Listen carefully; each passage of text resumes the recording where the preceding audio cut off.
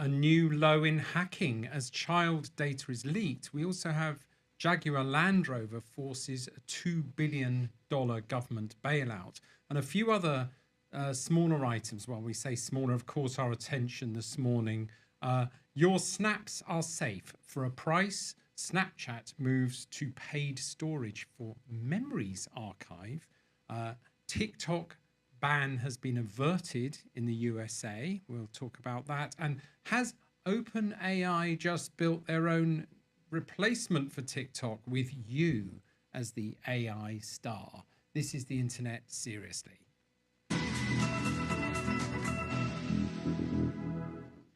Well, you both lots to talk about today. I'm Lucian Taylor in Oxford. I'm back from traveling around the world, it seems, and very interested in all of these things. As an engineer, what's behind all of these things that are going on today, particularly the ransomware, those attacks, but also those market movements, big things changing in the market. Yeah, and I'm Emily, also in Oxford today. Also back from a massive round the world load of travel.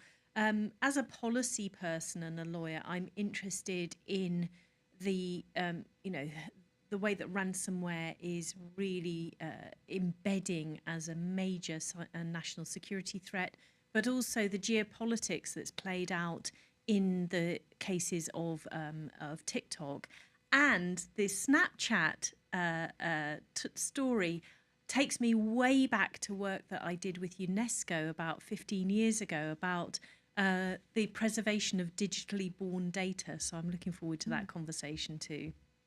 I'm Joanna Grant, and I'm a software developer here at Oxford Information Labs. And today I'm interested in talking about Snapchat in particular as a Gen Z.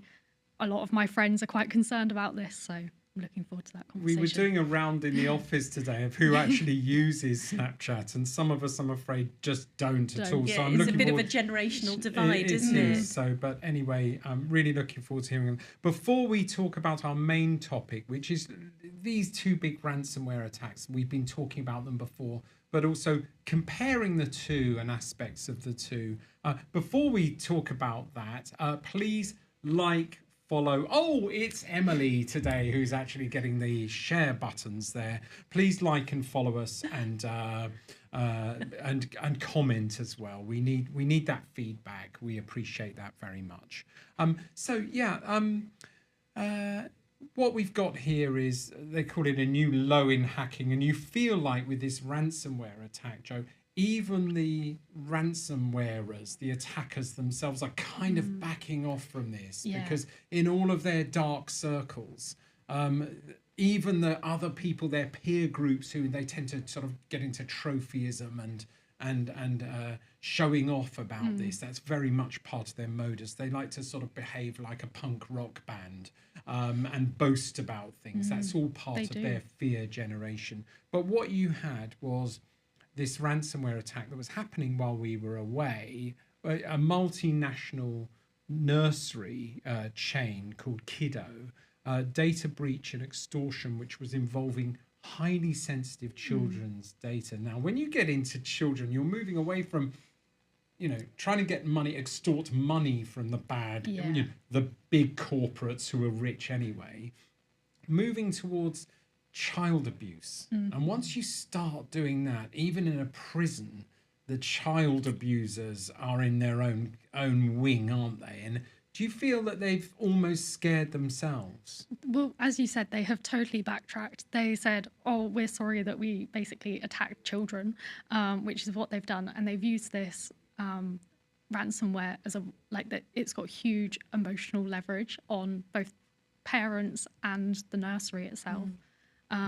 Which is a bit different to attacking like a huge organization where you're just in it for the money. Yeah. It's is this stupid attackers just who are so naive? They're just not really we're watching some of the arrests starting to come in, and we'll talk a bit about Jaguar Land Rover, and you're starting with Marks and Spencer's. The people who are being arrested, and obviously they're not guilty yet. They've got to face a jury in a year's time, who are going to probably send them away for 25 years of, most of their adult life. And I'm sure some of them were just having fun. And here you're seeing with the attack on basically children and parents. Are they just stupid or? I think that there's a kind of emotional cutoff that can happen. You know, that kind of very online life or gaming, or even in sort of offline life, in road rage. You know, people, very reasonable people in the privacy of their own car will behave in very, very different ways to the way that they would behave face to face. And I think sometimes this suffering of the victims is something that the perpetrators just are emotionally cut off from. And like Joe, the Kido Nursery story, you know, appalling. I'm very interested in the emotional impact of cybercrime on the victims, and this was one where it's all about that. And also, we, you know, in technical terms or in cybercrime terms, you talk about the ransomware attack. That is one type of extortion. I will unlock your data as the provider, Kido, if you give me money. And then there's double extortion. If you don't, I will publish that data. And then there is triple and quadruple extortion, where you're going to the parents and the carers of those young children and saying, we've got your data, your child's data, and we're going to publish it. So that is a triple extortion there. Joe, and parallel. Wow. That there are two parallels that come to mind here. One was a major ransomware attack of in Finland, the biggest mental health provider got ransomwared, and there was exactly the same technique. They'd go after the patients and say, we've got your mental health records. How do you feel now? Pay us. And there was the same horror and revulsion among the cyber criminal community there. Like, that is below the belt. That is unacceptable. And then there was also a hack of an Australian Medibank where the government actually took some very effective action to prevent that data going further than the dark web, which we can talk about later. Joe, I don't like to get into the discrimination of Gen Z and different, you know, I'm old, you're young, bloody, you know, I don't think that's fair, because we're all intelligent people. Older people are capable of learning things, but just in terms of like the generation that lives on the internet, shares names, addresses, phone numbers, pictures of each other, does it matter? I think it does. It was a rhetorical question, and I will add to that. This was names, addresses, pictures, but also dates of birth, medical information. And I can remember with my own children at school, the teachers saying, let's not categorize them, let's not put things on record in their school records at exploratory stages that may have an impact on them as adults later in life. I think, well, obviously it was sort of non-consensual, right? If you want to create an Instagram account or something and put your name and address and everything online, then you can. But also having that data somewhere where you think is really secure, and then someone basically taking it and using it as extortion to get money from you is just completely... And they have picked on the most vulnerable people. They've picked on children, which is who aren't even I also think parents are vulnerable. Yeah, of course, that's your child. That's your child. You're going to do everything you can to protect them, and you're most likely to pay the ransom because that's your question child. To Emily, Absolutely. Is it realistic to us? You know, we're getting a lot of brinkmanship happening now. You can see it. A whole retail organisation like Marks and Spencer's has stopped their online operations for several months because they're not going to bloody pay the ransom. Everyone's being kind of macho about this and saying, you know, don't pay the bloody ransom. If you start paying the bloody ransom, they're going to just keep doing this and keep doing this. And you can play this brinkmanship, I suppose, if you've got a trillion dollar car factory or you've got a $1 trillion retail business. Is it realistic to ask parents of children I not think to it's pay? an incredibly difficult ask. It's most similar to the spate of kidnappings and piracy that we saw in East Africa, off the coast of East Africa, a number of years ago. when you have a family member who is in danger, it's a lot to ask that you don't pay the ransom. I think that also what we're seeing by the stand that has been taken by Marks and Spencers and presumably Jaguar Land Rover as well, is when you don't pay the ransom, it really hurts your business. You know, Marks and Spencers at one point was estimated to have lost half of its value, and Jaguar Land Rover is really not fulfilling orders. Isn't that right, Lucian? Yes, Then that's right. No, that's right. They're slowly. Jaguar Land Rover was attacked several months ago, and this, as opposed to basically extorting and leaking extremely sensitive data of children, with this one, key production systems were shut down. And if you compare the two with the Kido Nursery Act, and you see this a lot with the attack, you see this a lot where they're basically poor sectors, sort of educational sectors, hospital and healthcare sectors, which you were talking about, Emily. They really can't afford to hire the best sort of people.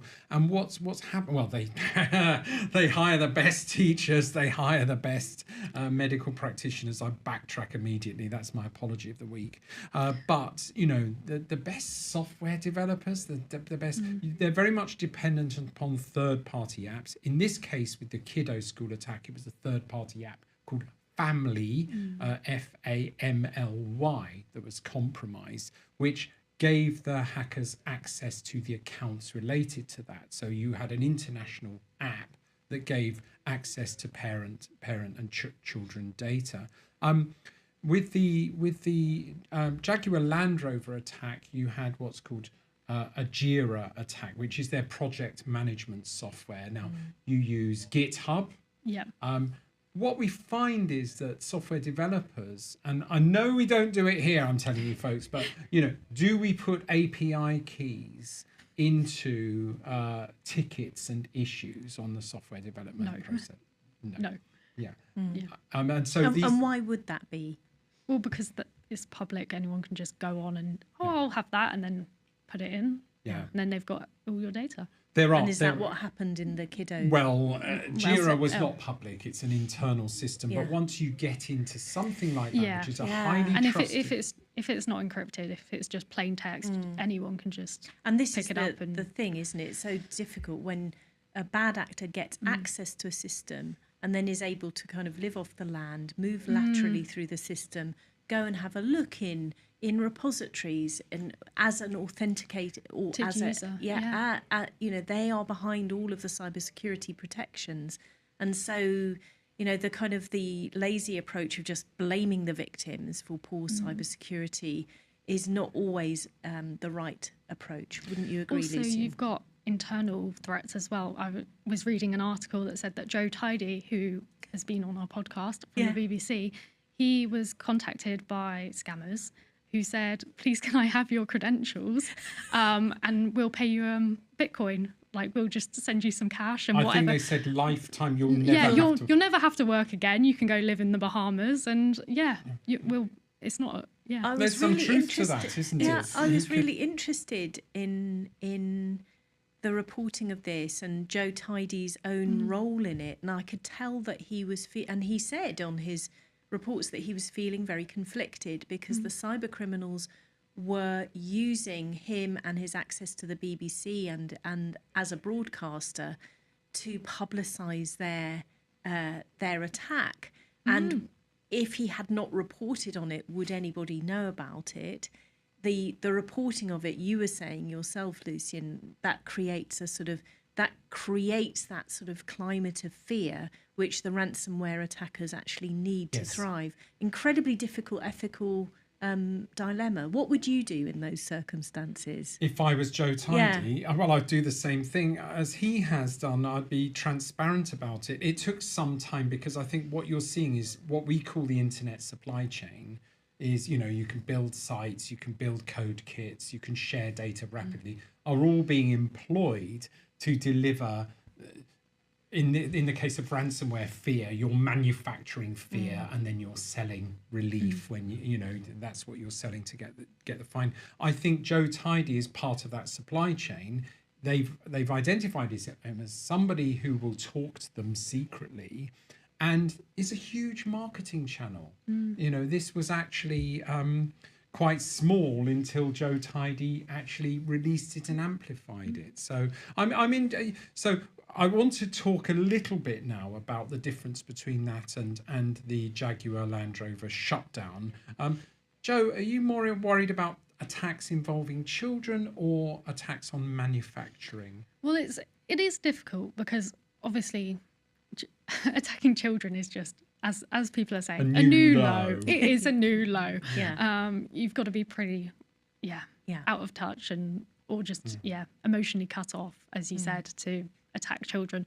But equally, I think when people attack big businesses like M&S and Jaguar Land Rover, they see them as this huge organization, and they're not thinking about the impact that it's going to have on like the employees, for example. And like they've still got families to feed. What if they get made redundant? And you made the link. Yeah, it's harming children. It's actually harming children. Yeah. Thousands and thousands of children because their parents. Yeah, so it's indirectly also, it feels less connected and less emotional, but really it does still have a huge impact on millions of employees. Emily, I've been feeling this personally. I love cars. I love car stuff.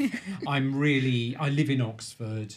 I hate it that our manufacturing industry in Oxford has basically had to be exported to people who know better, like BMW.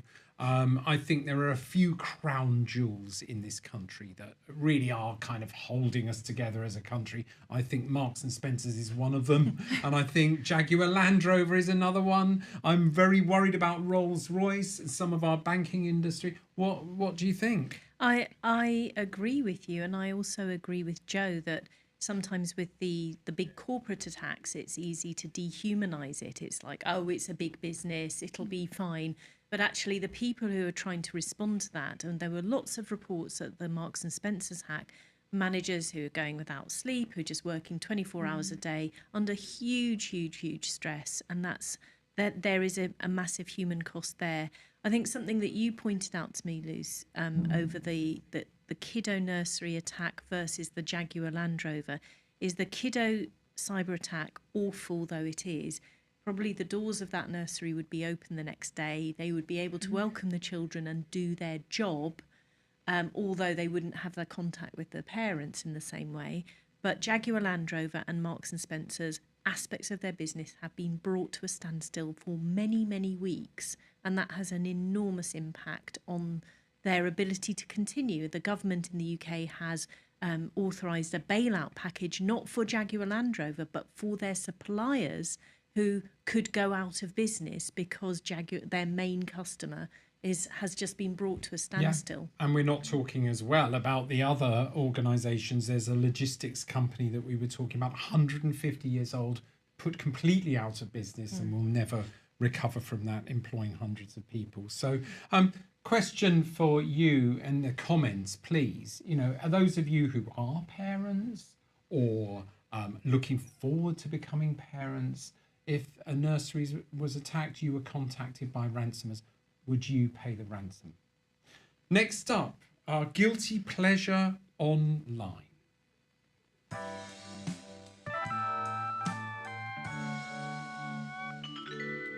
Joe, you're up for it today. You're on for it today. What is your guilty pleasure online? So there's a couple of TikTok videos going around of basically different generations being asked the same questions and then having to respond with how they would do certain things. For example, Emily, how would you pick up the phone? What, miming it? Pretend to pick up a phone. I'd do this. Yeah, you? Yeah, well, there are some what kids would you do, now. Joe? That wasn't now I'm your feeling, answer, I'm would now you? feeling. There are some children who will then do this. Oh. Because it's a smartphone and they're picking they're up the being phone. the smartphone. And how would you hang up the phone? They would go, oh, instead of Yes. Yeah. So I'm betraying my my. But I my- know, Emily. I challenge you on this. You have been trained in movement as an actor. And one of the Yes. key things about movement as an actor is you are taught. Because I was taught the same thing. If you pick up a glass of water, you do this, okay, and you drink it. You may spin out a finger. If you pick up an imaginary glass of water, you still see it in your mind. It's still in your hand while you've got it. It still has a weight. You might drop it. And a phone, you pick up like that. Oh. Well, Some people do that because they like to Yeah. make the shape of the phone, Yeah. or if Shape you're a of the little kid. there's phone. So what were you? So Yeah. mine is a Bakelite phone from the 70s, isn't it? And Yeah. yours, but you actually did the acting. So if I was asked as an actor, mime picking up the phone, I would do the same. I would pick up my smartphone, turn it over, press the button and hold Yes. it to my ear like Yeah. that. But I wouldn't do that actually. Yeah. I wouldn't have a flat palm. Flat. But is that what's happening? yeah, that's what are what's the happening. kids doing, That's Joe? what the kids are doing. Wow. But I, Oh, I look, found it. we've got one to we've got a watch. video. What you're watching is two different generations. Gen Z daughter, millennial mum. We could do And a what little about the heart survey on that. symbol? Oh, it's Oh, different. right, Yeah. literally different. How Yeah, do they you do do. the heart symbol? I do that. To Yeah, be fair. right. See, I actually, it's funny because I am a Gen Z, but I did a lot of the millennial mum symbols, yeah. and I think Are it you probably, feeling I think insecure about no, that I think now? it probably actually comes from the way that I was brought up, because my mum would have, like, if we were playing together, it would be like, let's pick up the phone and talk to each other, and she would have done this. Yeah. And also in the nurseries they did have the little play Yes, the play phones, phones exactly like that. so it wasn't smartphones, whereas maybe Yeah. the younger Gen Zs are more used to little phones that they Absolutely do. hysterical. Yeah. That's a fun guilty pleasure online. I like While we're that. there are many more things I could say about drama school, I tell you, including group grope. Won't talk any more about not that allowed in the to new. say that It now. was just a fact, we had this abuse just sort of built into our course, and also we had to go to London Zoo because my drama school was in London, and we go and visit London Zoo and have to come back and be an animal. So for the comments, question for you: what is a duru coolie? What is a duru coolie? There we are. Thank you. don't know. Next up, we've got actually 3 topics which we're just going to spin through.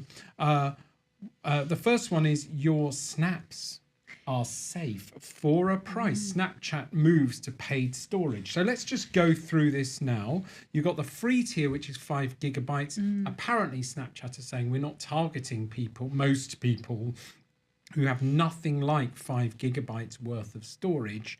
And so it remains the default limit for all users. But you start having over 100 gigabytes, you're paying $199 a month, 250 gig, 3.99. You're actually moving into mobile phone sort of contract stuff for storing your photo. How many pictures do you think you have on Snapchat? And please just remind us crawling people who are, I've heard of LinkedIn because it's got business sort of things, but Snapchat, how do you use it? What is it? And do you use it much now? Well, I actually don't have Snapchat myself, but my sister's a big user of it, and How old's most your of my- sister? My sister is. Well, no, oh, okay. 6. Personal data, but how old relative to you? Is she younger, older? She's younger. She's Right. 16. So, Okay, right.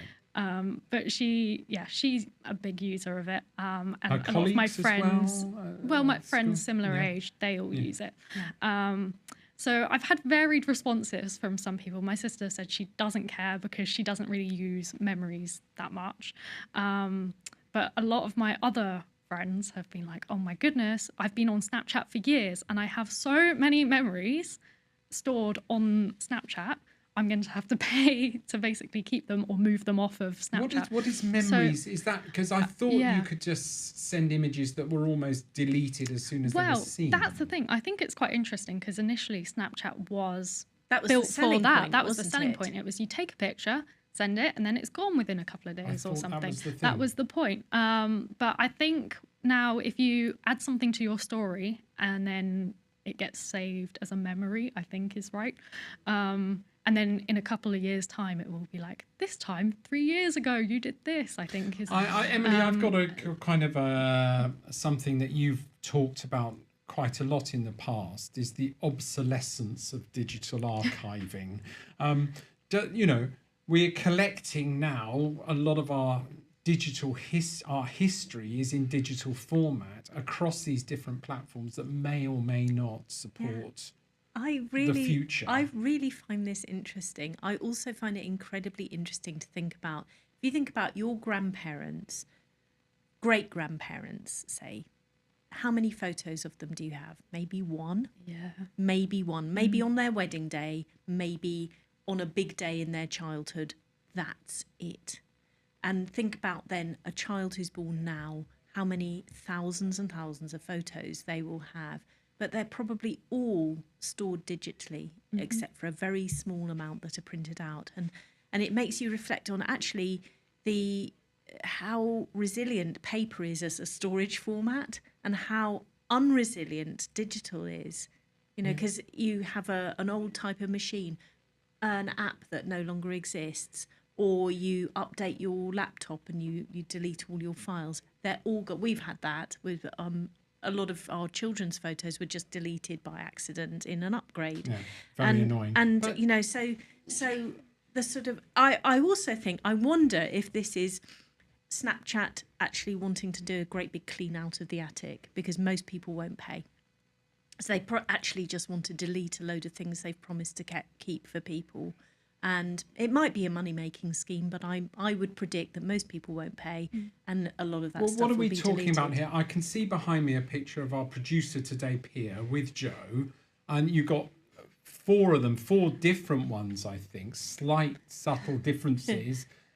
The average picture I recall was, and we got James here helping, and James is coming on next week, helping. We got some mathsos here with Joe and James. I'm a really thick mathematician, although I've got a degree in it. But you've got 10 megabytes per picture on average for a high resolution picture. How many megabytes are in a gig? 1,000. 1,000. So 5 gigs. So you're looking at about 2,500 pictures, I would say, for the free thing. Yeah, it just depends on the quality of them, doesn't it? Yes. I don't actually know what the file size of a Snapchat image is. I think it's presumably if it's memories, then it would be high definition. I'm not sure. Lots here about, if you know about Snapchat definition and resolution, and please let us know in the comments. But let's imagine it's 2,000, 2,500 pictures. I mean, aren't we seeing that many a week on our phones? I mean, almost my phone archive is showing every little picture of every little dog that anybody sends me on WhatsApp is getting stored there. You're going to hit that ceiling quite quickly, aren't you? Yeah, you probably are. Probably, yeah. Look, we've got to zoom through some other we've got to get on with exciting things. TikTok ban averted in the USA. What do you think about that, Emily? Well, it's been this long-running saga, hasn't it? Because TikTok was designated as a national security threat by the Biden administration. I mean, it was the first Trump administration that started talking about TikTok in these terms, but it was the Biden administration that brought that to light and also created a law that required TikTok to be sold or be banned. So just unpacking that a bit. Joe, TikTok a security threat. We can get into a car and it's pretty much Japanese parts wherever the car is assembled, Germany or whatever, a lot of the kit that makes up a car. So you're sitting in a car with your family, your children, your loved ones every day. You're going shopping in effectively a Chinese car that I presume a spy could put something into a widget and listen to you all day if they want to. But TikTok's a more of a security threat. So your bits of rubbish, that your bits of film that you're sharing with your friends in public is more of a threat. Does that make sense to you? Well, it was quite funny, wasn't it? Because they did ban it for a day, I think it was, and everyone moved to then the Chinese version of TikTok because that was young people. People were just like, well, we'll find a way around it. Right. If you don't want to give my data to China, I'll do it myself. I'll agree to terms that are just in Chinese. Yeah.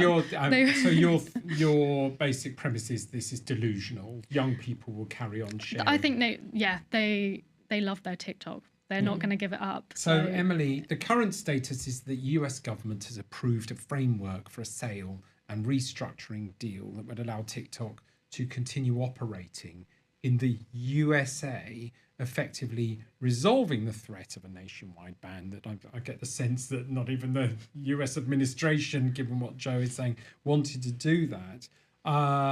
And he's actually he's signed an executive order approving the deal, which prevents the Department of Justice from enforcing the ban that he said he was going to do while it be finalised. But new ownership and control, TikTok, this sort of strikes a chord with me somewhere, is going to have 20%. Doesn't that depend upon the shareholder agreement? Does 20% automatically mean you're only going to have a fifth of the say?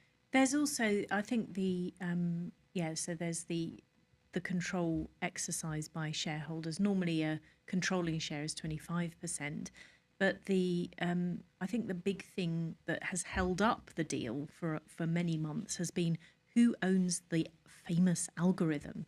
So there's something about TikTok that really keeps people online, that gives you lots and lots of content that you love and you don't want to let it go. So who owns that? Where does it reside? The and it will recommendation still belong to ByteDance, and it will be licensed to the US company, is my understanding. Have you got a different one? I've got recommendation algorithm will be transferred to the new joint venture, but it needs to be retrained and intensely monitored by US security.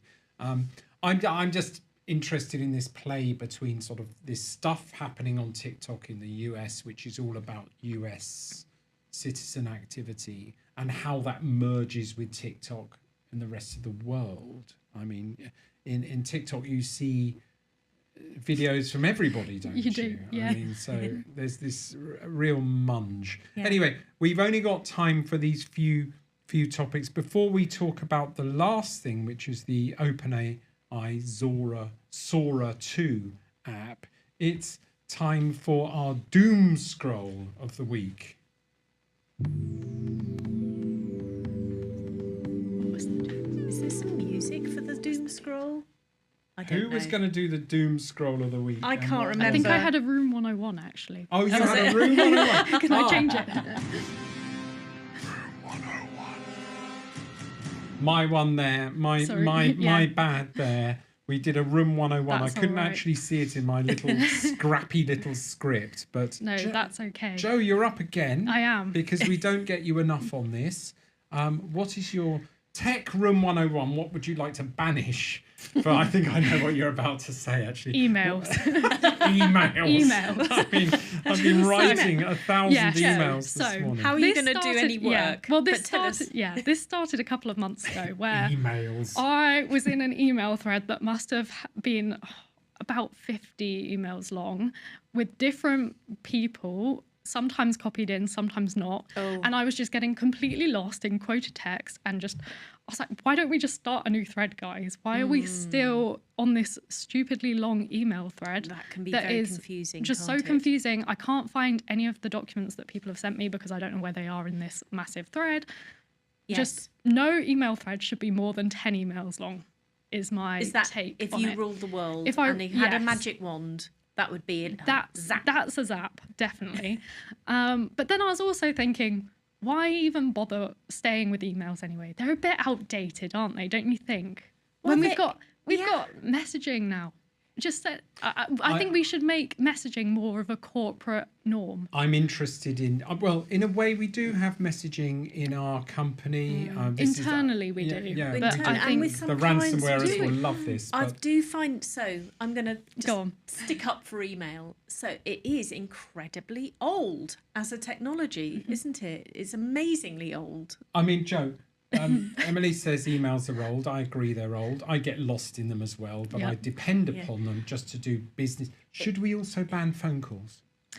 I quite like a phone call. I think it's actually quicker than... Well, Joe, as a Gen Zer, as the representative of your generation on this podcast, do you ever pick up the phone when, say, a parent phones you? Okay. Sometimes not.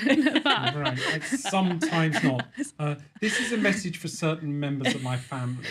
Please pick up the phone. Please pick up the phone. But generally, phone calls are much quicker than a massively long email thread. If I just phoned up Emily, for example, and said, hey, what am I supposed to be doing here? I'm a bit lost in your email thread. I think you're right. So definitely talking to someone can usually eliminate 20 emails, and also getting upset, because sometimes people can come across very brisk in an email or brusque. I do find it impossible to find things in chat afterwards. Yes, so email is a very good business record, I think, compared to, I view it as the replacement for memos and correspondence. So in the old days, you'd have your inbox full of paper, and then your day would be about moving things from the inbox to your out tray. Now that's all gone. You know, we don't receive letters anymore. This is far too interesting to carry on much longer. But Joe, presumably, if we banned emails and we depend upon messages, what do you do? Just ask it again. Just say it again. Yeah, we just use messages instead. SMS. Yeah. And also it's more environmentally friendly, isn't it? Because it uses less electricity than sending emails. Nice. You've sold it on me. Very nice okay, point. We support that. From now on, this organisation will be banning all emails, which is great because I'm hopeless at writing. I'm hopeless at archiving. I put everything under starred. And so I've just got this huge starred inbox that I slowly work my way through like homework at the end of the day. Finally, OpenAI has just built the next TikTok with you as the AI star. They've recently rolled out, I don't know how to say it, Sora2, S-O-R-A-2, an improved version of its text-to-video model with enhanced features. A new feature is for personalization and social sharing is cameos, where users can upload a short video and voice clip of themselves to create a verified personalized AI avatar, a cameo of themselves. Now, I don't know if this is a sort of cartoony sort of thing, like an avatar, or whether it's literally oneself. I think it's hyper real. So I've looked at the trailers on the Sora website, and it's hyper real. It would be like, I want to see myself riding a polar bear in the polar ice. I'm just going to be in, or I'm going to be in a Game of Thrones kind of thing, or a space war, and there you are looking like a CGI massive multi-billion-dollar budget movie. Generated videos of yourself, can be shared on a scrolling feed similar to TikTok or Reels, and users can remix videos created by others, encouraging collaborative AI content. Can you imagine if there's any security concerns here about videos of Joe out there in the world participating in various... There probably are some security concerns if they're using your basically who you are to train their AI models. That is slightly concerning. But LinkedIn as well, I know that they are also opting everyone in by default to use LinkedIn profiles to train their AI models. I know that is a thing in the pipeline for them.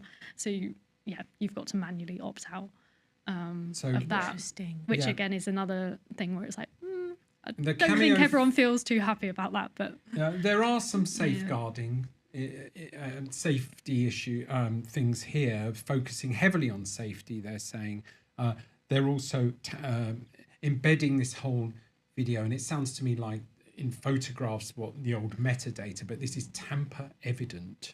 So it is cryptographically signed metadata in the videos that basically shows the history of the video, when it, where and who has edited and things like that. Information integrity. Well, it's a bit, I was asking one of my family about NFTs, and often this thing called C2PA metadata to sign this stuff is coupled with NFTs, which is proving sort of ownership of those materials. But to me, we've been talking about more and more realistic AI images of ourselves or videos of ourselves in threats, scams, extortion, malware, ransomware and things like that.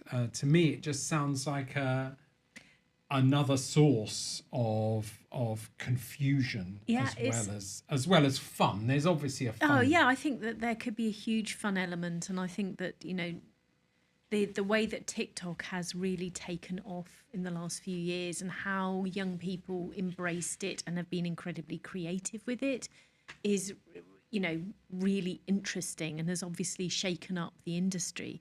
So we'll see how it goes.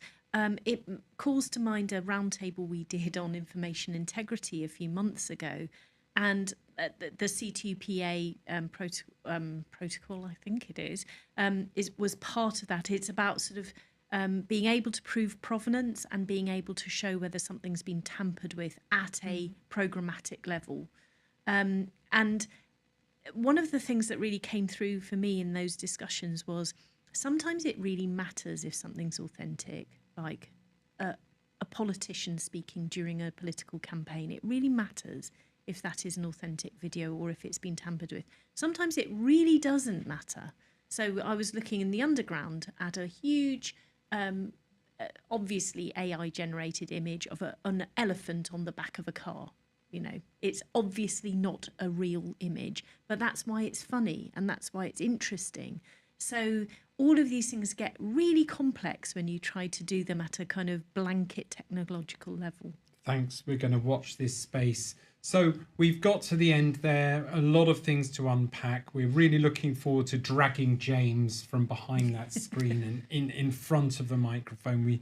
A lot of thanks to Joe for joining us thank this you for week. having me. We want Yeah. you on more and more. So we've been discussing the new low in hacking as child data is leaked.